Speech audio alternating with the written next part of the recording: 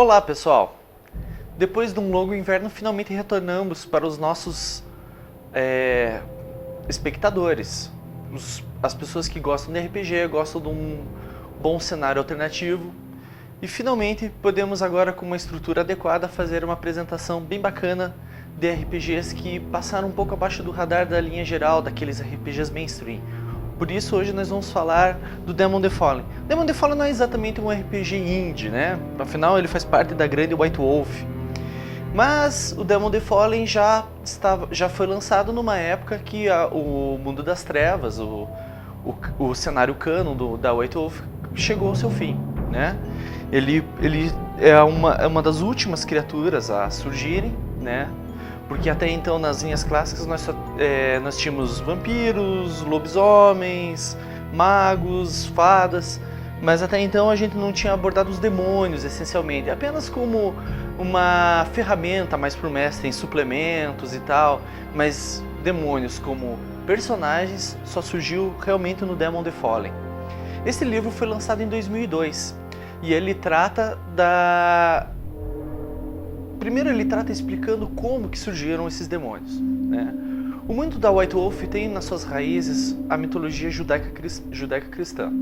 Nós temos Deus que criou o universo, criou o mundo, então criou seus ministros para ajudá-lo a, digamos, dar forma aos seus pensamentos, às suas ideias. E esses ministros são os anjos. O primeiro anjo de todos e o mais poderoso é Lúcifer. Lúcifer é o primeiro pensamento de Deus, e ele é o anjo mais poderoso que existe no mundo do Demon the Fallen. Quando ele surge, ele é o mais leal, o mais obediente, enfim, é o mais puro. Até que um dia um anjo chamado Arimã tem uma visão de que alguma coisa ia acontecer que ia acabar com todo aquele sistema harmônico em que eles viviam. Uma parte dos anjos ficou se perguntando se seria o fato de eles procurarem essas visões da Arimã é que poderia causar a destruição daquela harmonia que eles viviam. A outra parte diz que não, que eles deveriam procurar as causas disso. Eventualmente Deus criou o homem e o homem nasceu inocente, vivia também em harmonia com a natureza, aquela história de Adão e Eva. Só que Lúcifer, no mundo do Demon the Fallen, ele tem um grande apreço pelo homem. Ele tem um apreço tão grande que ele resolve quebrar as barreiras de não interação com os homens e passar para eles a luz do pensamento divino, da criação. Enfim, passar para eles as maneiras deles dominarem aquele ambiente. Teoricamente isso iria contra as ordens de Deus, porque isso acabaria com a inocência e ingenuidade do homem. Seria o comer a maçã da serpente, a quebra da ingenuidade, aquela história. E isso acaba gerando um conflito com os anjos que não participam desse movimento liderado pelo Lúcifer.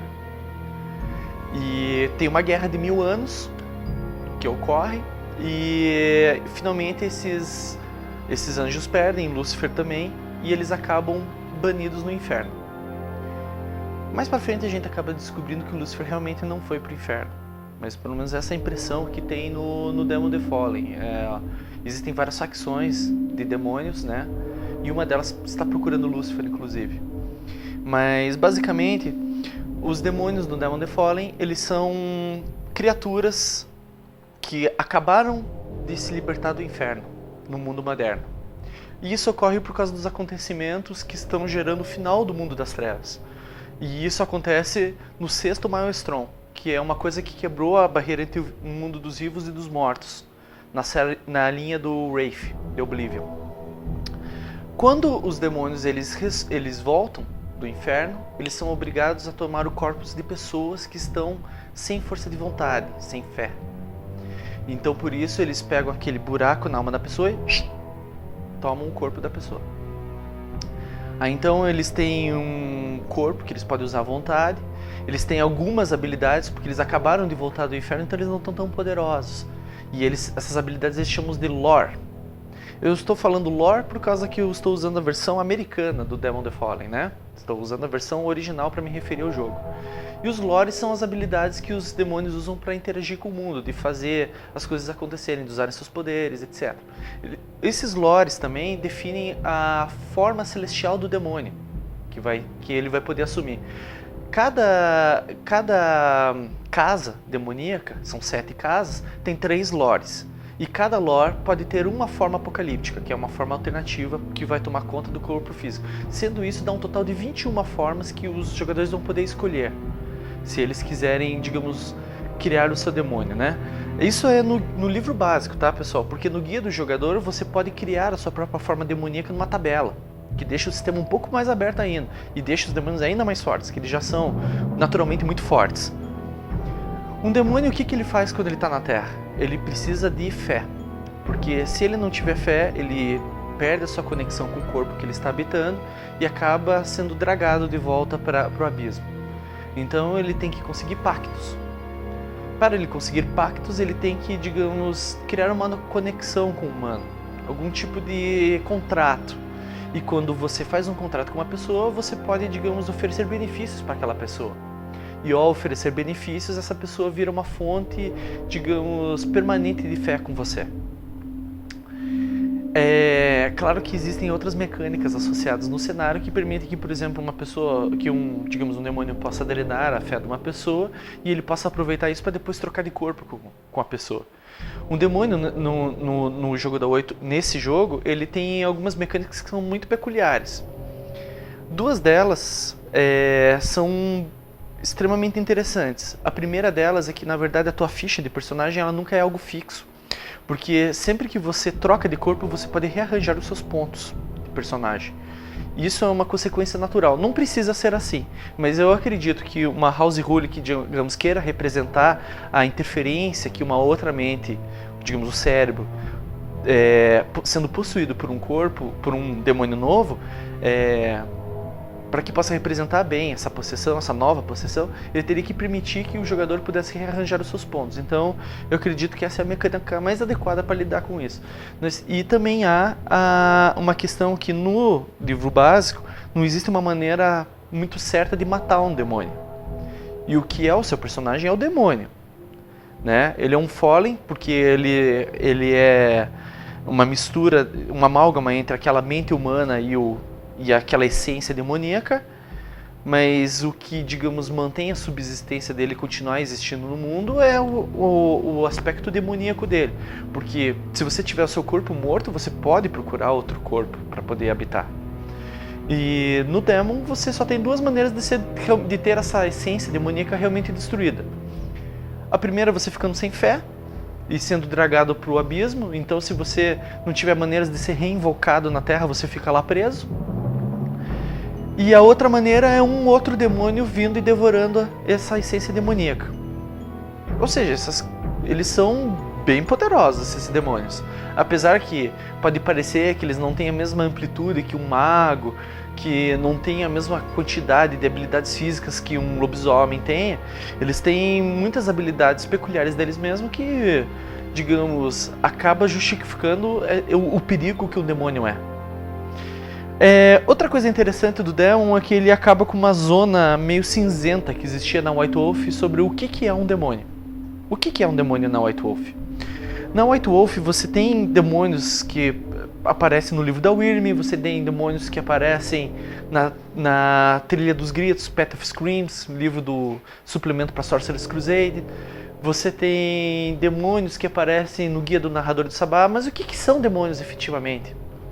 Demônios são criaturas que existem no abismo. Esses são os demônios efetivamente. São criaturas que estão lá e estão, digamos, aprisionados. E eles não estão aqui no mundo dos homens corrompendo.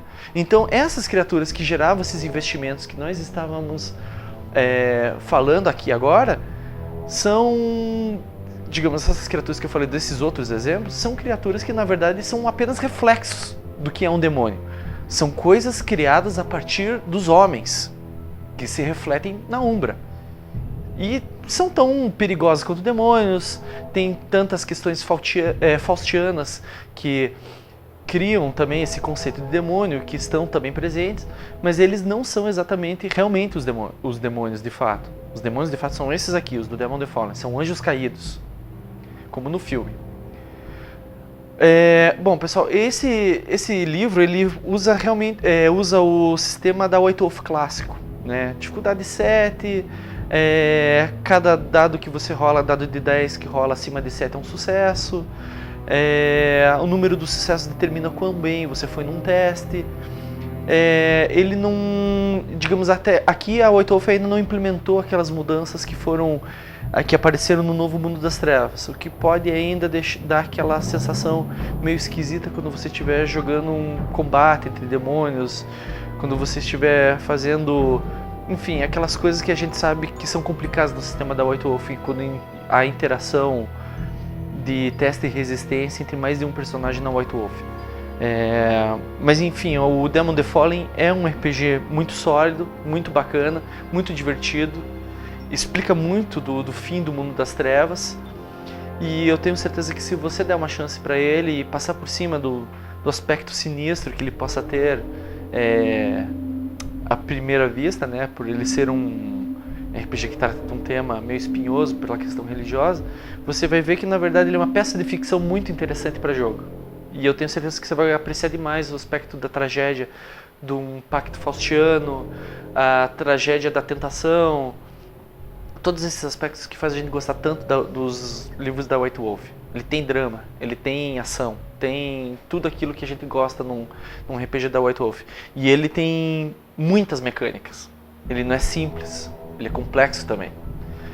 Então, se eu puder recomendar para vocês uma linha do final do mundo da White Wolf, eu vou recomendar para vocês o Demon the Fallen.